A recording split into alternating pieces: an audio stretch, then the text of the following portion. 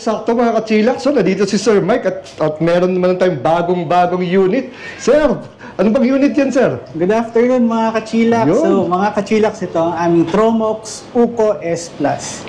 Yan, ito ang aming top of the line na electric motorcycle from Tromox. So, yan, excited na ako. Buksan na natin itong ating bagong unit.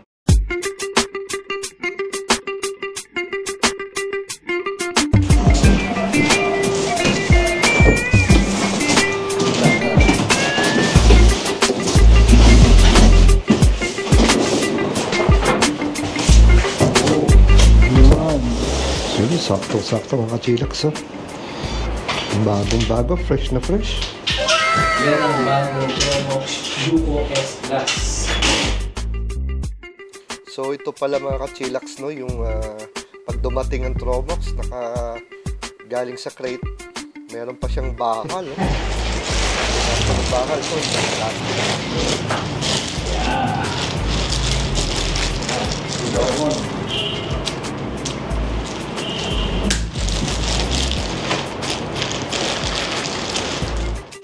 you know.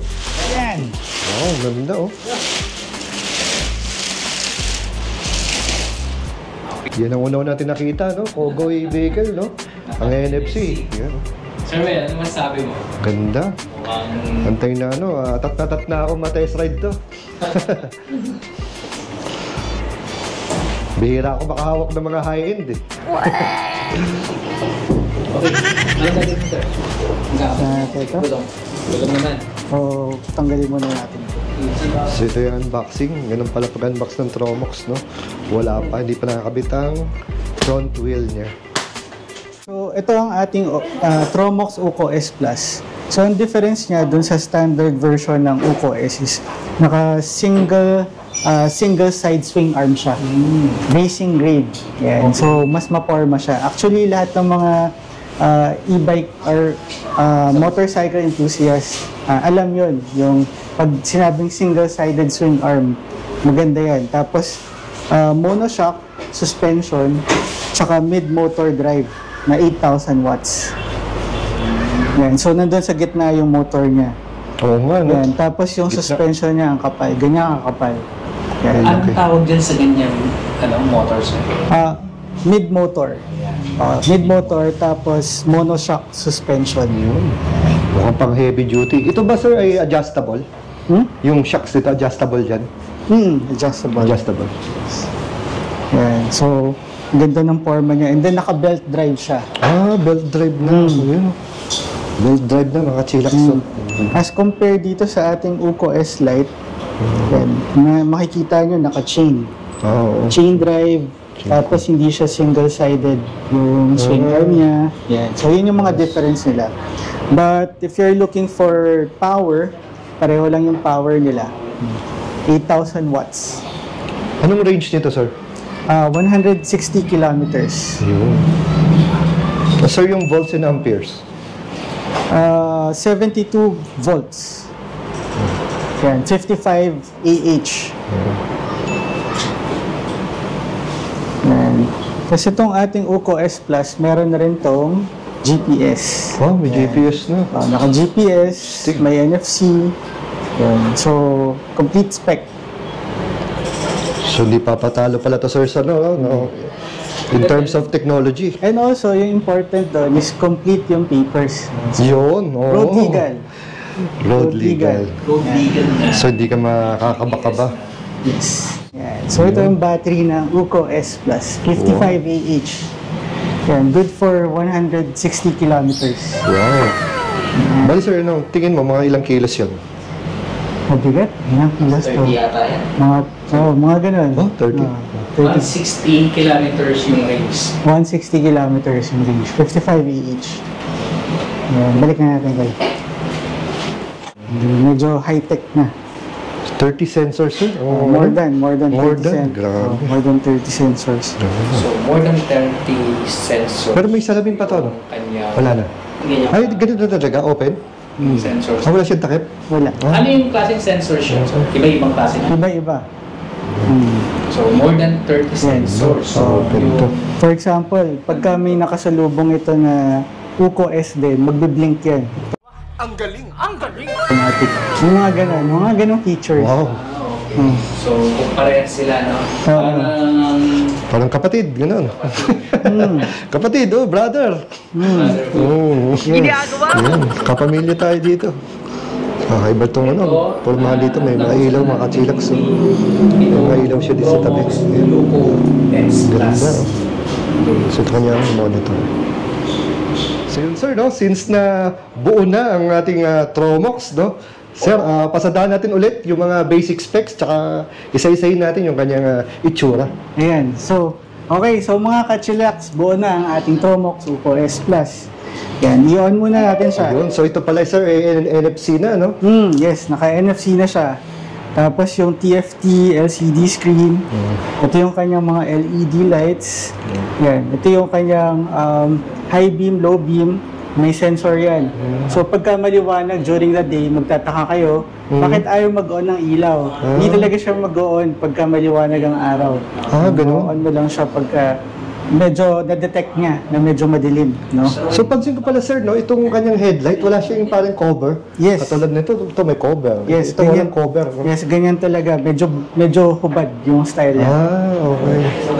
Yan. Tapos, pagka umikot tayo dito,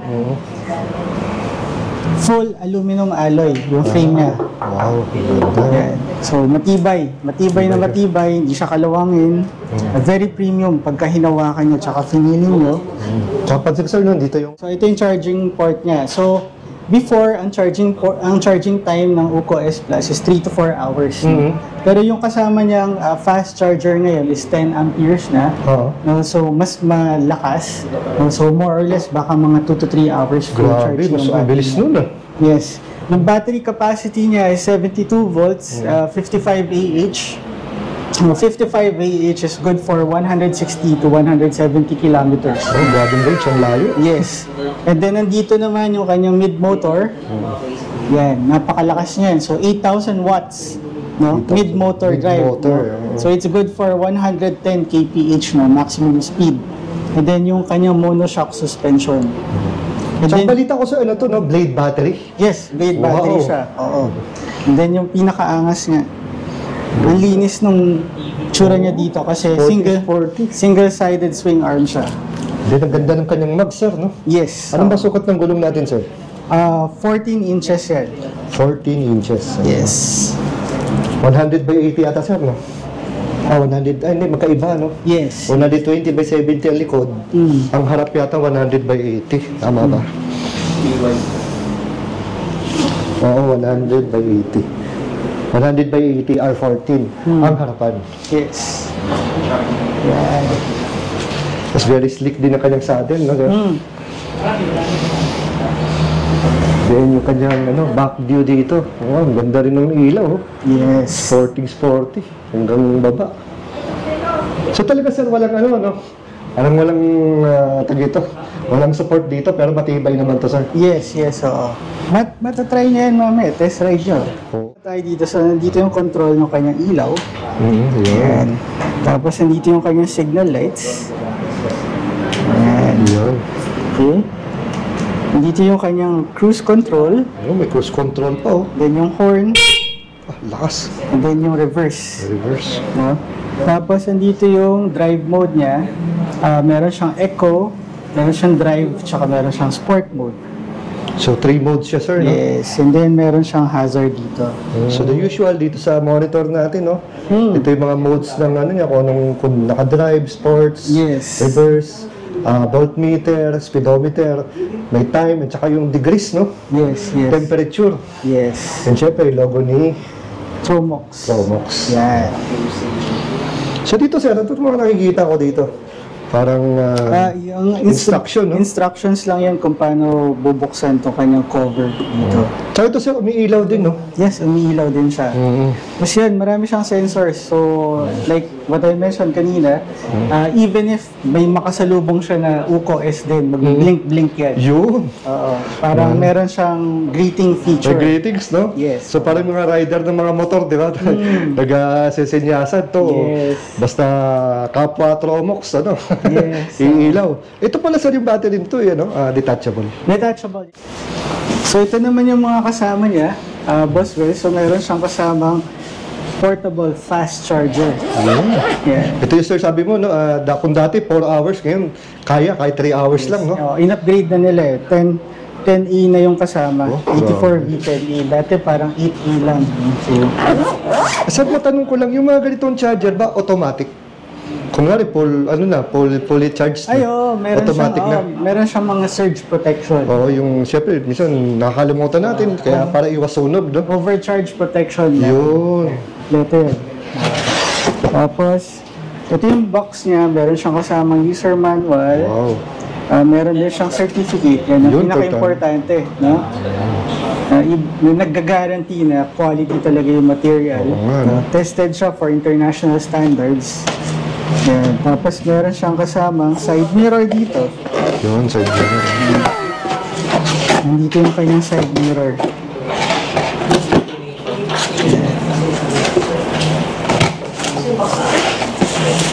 So, hindi mo na natin ikakabit yung side mirror. So, side mirror ba ito, sir? Parehas lang ng tsura dito? Medyo Hindi. iba, no? Hindi. Medyo mas malaki to. Mas malaki sa ng konti ito. OOS.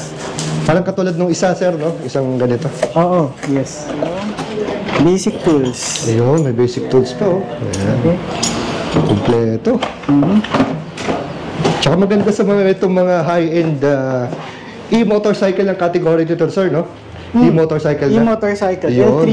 L3 category na siya. Yes. Ay ano talaga, yung sigurado ka very secured, safe, at saka ano, yun nga, sulit yung yung pera mo dito. 'Di ba? Yes. Kasi ano na to nandiyan na lahat eh. Yes. The technology, yung safety, mga features, yung forma, ayan. So yun sir, regarding sa warranty sir. Yan. Regarding sa warranty, so yung vehicle is 1 year warranty. 1 year. And then battery, motor, controller is 2 years warranty. Ayan. So, again sir, ibitahin mo naman sila, mga ating mga kachilaks to visit. Kasi medyo napuno na naman yung showroom sir. Oo, fresh na fresh eh. Kakarating ng mga units. Yan. Maraming salamat talaga, Boss Well, dahil pinaunlakan mo kami. Siyempre. Feature yung aming product.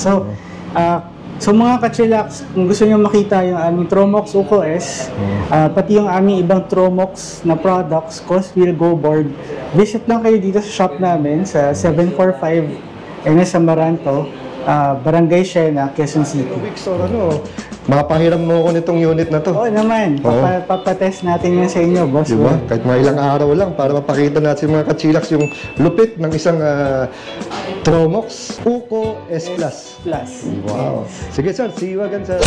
Yes. Thank you, kachilaks.